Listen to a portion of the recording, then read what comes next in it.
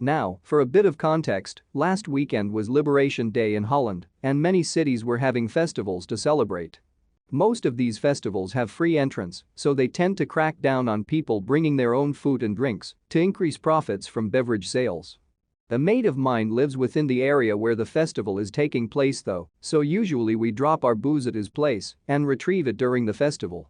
Since it didn't seem like a terrific idea to walk around with a bottle of JD, I mixed it into a 1L Coca-Cola Vanilla bottle with just enough Coke that it looked like Coke can went onto the festival grounds. I'm assuming everybody is familiar with the common abbreviations. JD is my good friend Jack Daniels. We've been through a lot together. While walking around with the bottle of Coke, I feel a tap on my shoulder. Festival etiquette is to move over to the side to let somebody pass, after which I move along.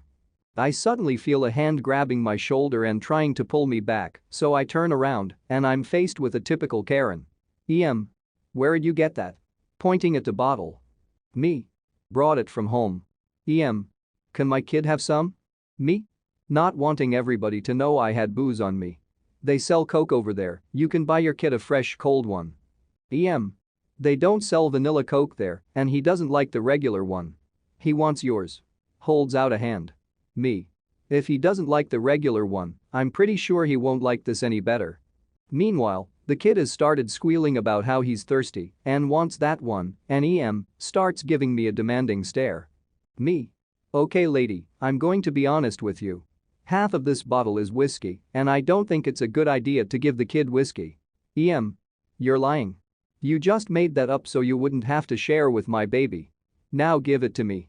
While I kinda shrug and turn away in an attempt to disappear into the crowd, the kid grabs the bottle with both hands, wrenches it from my hand, and makes a run for it, his mom in tow. I follow them, and I find them just in time to see the kid take a few massive swigs from the bottle, after which he starts violently throwing up almost immediately. Figuring the best move for me would be to not further pursue the now vomit-covered bottle of Jack and Coke, I decided to head over to my mates and mix a new one. In passing, I throw a told you and make my way into the crowds.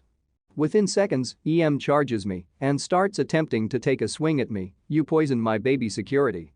We're separated by bystanders and a stall holder gets security, which questions both me and he gave my baby this bottle of poison and told him it was Coke.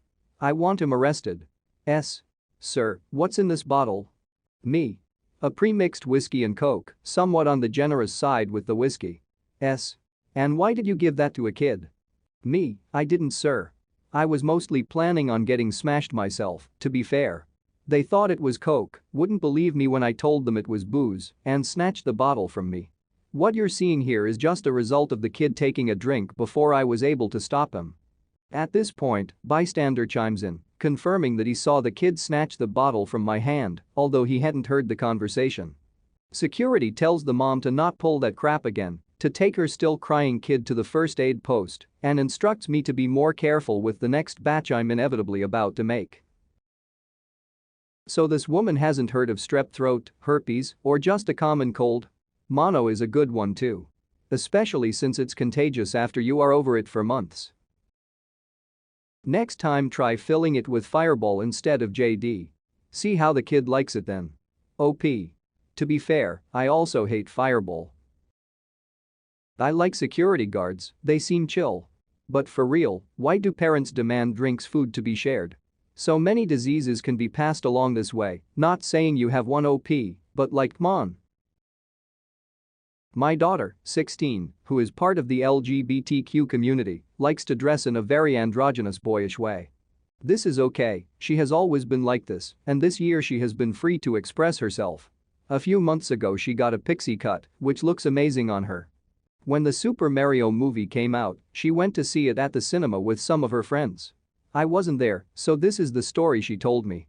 After the film, they wanted to go somewhere else to eat, but first, she went to the toilet in the theater. There she saw a middle-aged woman and her little daughter. My daughter was quick, but when she came out of the stall, the woman confronted her. One of the things she said was, "Why are you here? You should not be here." My daughter was obviously confused, and then the woman grabbed her by the hair and shouted, "Why are you after my child?" My daughter then cried and said, "Please let me go." After begging as if her life depended on it, the woman let her go and then demanded that she prove that she was a girl. My daughter cried and froze while this crazy woman screamed at her and told her to take off her trousers. She refused, of course, but a man came in, saw what was happening, and said to the woman, "Honey, what the hell are you doing?" The woman pointed to my daughter and said this man tried to touch child's name. The man just looked at her in confusion and said, "Let's get out of here, now." So they left and didn't come back. Security was called, but they had already left the theater. My daughter was reunited with her friends, and then she called me. She was very upset and panicked. Obviously, it was traumatic for her. We are still working on it, but she has been very quiet in therapy. The days after that she tried to dress as feminine as possible. She almost looked like Barbie after that, but I could tell she was miserable and hated every minute of it. We tried begging her to stop and just be herself, but she is afraid that some random person will attack her again. She finally stopped but is trying to be modest in her style. I've had enough of this town. Since my husband and I became openly LGBTQ allies, we have seen some people ostracize us. Even my sister told me I should match my daughter with a boy to fix her. It's even worse for her, of course, because her school does nothing about bullying, and the school district is discussing banning books. I was seriously planning to move to a bigger city in a better state, and both my daughter and my husband agreed. I'm very sad that I didn't realize earlier how bigoted this town and my environment are, because until last year we didn't deviate from the norm. I need to make sure that my daughter can be safe and be herself. Since she came out, our bonds as a family have become so much stronger, but relations with the rest of the town have deteriorated, and many bridges are being burned, but they're not my daughter, so I don't care. P.S. Yes, we did a police report, but the police have been unhelpful. Allegedly they went to the theater to request security cam footage, but every time we ask for updates, there is just none. We were focused on our daughter's mental health because she needed us and our support. Hopefully we'll find them, but our hopes are low. This is a case where the police should be involved. Also, find a lawyer. That family can be found and sued. They assaulted a minor. There's footage of them in the theater and in the parking lot without a doubt. Call the police and file a report. This isn't some civil suit. This was criminal assault and quite literally a hate crime. Definitely move if possible. Where I live, non-binary kids, kids with same-sex parents, etc. are not ostracized.